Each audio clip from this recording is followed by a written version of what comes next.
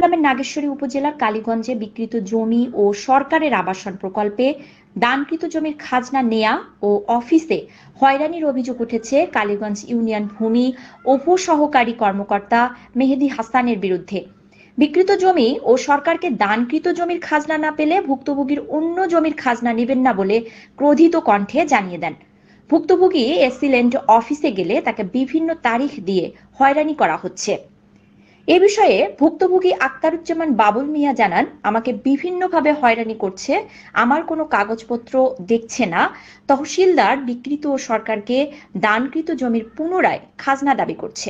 সম্পত্তি সরকারের কাছে আবাসন করার জন্য আমরা দান করছি, সেই খাজনা আমাদের কাছে দাবি করছিল, সেই খাজনা আমরা দিছি।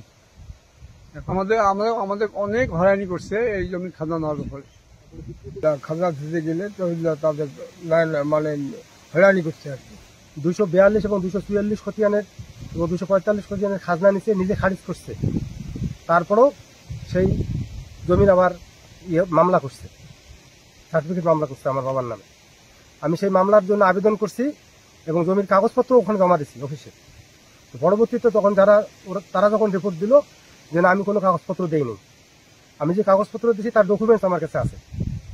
সার্ভেয়ার আব্দুল্লাহ কাফি উনি আমার কাছে 11টা দলিল নিচে আমাকে লিখিত দিছে এবং সেই সময় একরামুল হক ভাই পেশকার সার্টিফিকেট পেশকার ছিলেন, তার কাছে আমি কাগজপত্র জমা দিছি, উনি আমাকে লিখিত দিছে, রিসিপ্ট কপি দিছে, সেই কাগজপত্র আমার কাছে আছে। আমি একদিন বারবার এসিডেন্ট স্যারের কাছে গেছিলাম, উনিও খাজনা দিতে বলে।